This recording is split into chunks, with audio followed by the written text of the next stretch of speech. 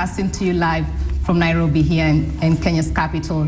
And indeed, I'm joined by 8 young Kenyans who have come in from 5 different counties within the country. Quite excited. I think I speak for all of them when I say that indeed it's an honor to be able to engage with you, Mr. President, directly during this program. And I'll just get right to it and give an opportunity for one of the Kenyans who is with me here in studio to be able to ask a question to you, Mr. President. Margaret, you have the floor now. Thank you, Catherine. Jambo, Barrack Obama, President. We are honored to be with you live today, this afternoon from Nairobi, Kenya. Our question to you really is, given the recent shift of trade ties of Kenya to the east, how does this impact on American foreign policy towards Kenya? And does the ICC indictment of our president and his deputy prevent the US from engaging with Kenya both politically and economically?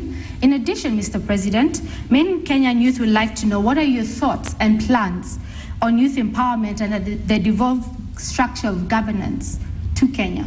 Thank you. Now, Mr. President, as you prepare to respond to that question, I'm sure you're alive to the fact that there has been a lot of speculation in the Kenyan media and also in the social media over your reasons for not visiting Kenya on your second tour of Africa. Maybe if you recall in an interview that you did have with this channel, that is way back on 1st of June 2010, you did promise that during your tenure as President of the United States of America, you will be touring Kenya. Well, will you still keep your word on that?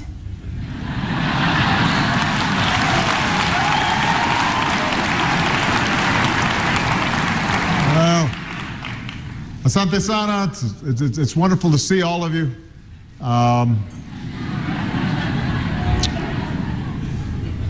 First of all, let me just say that I'm going to be president for another 3.5 years. So, you know, one of the things that you learn as president is not only do people want you to fulfill your promises, but they want you to fulfill your promises yesterday. And you know, part of the reason that I wasn't able to visit Kenya this time is I've been to Kenya multiple times, and there hadn't been a sustained visit by me in West Africa. And then South Africa, given the importance of the work that we're doing together. Tanzania is a country I hadn't visited before, so I was trying to spread the wealth a little bit in terms of my visit. But what's also true, I won't deny, is that Kenya just had an election. I was very proud to see the restraint in which the election was held. We did not see a repeat of the violence that we saw in the last election.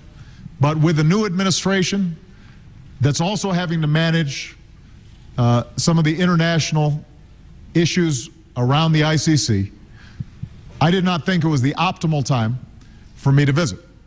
But as I said, I've got 3.5 years. So if in 3 years and 7 months I'm not in Kenya, then you can fault me for not following through on my promise. You raised the issue of whether our attitudes towards Kenya changed because of Kenya's orientation towards trade and commerce with the East. And this was asked of me before. It's a general question that I get during this visit.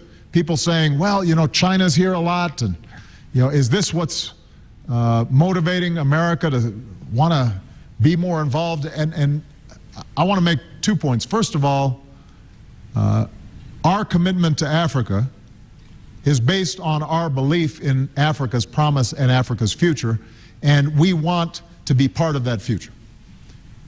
Second of all, I think everybody should be involved in Africa. I want China, and I want India, and I want Brazil, and I want Singapore, and everybody come on down to Africa, because 6 of the 10 fastest growing economies in the world are right here in Africa. You are seeing a shift inside of Africa in which a commitment to democracy and transparency is beginning to take hold. Yeah, I just visited Senegal.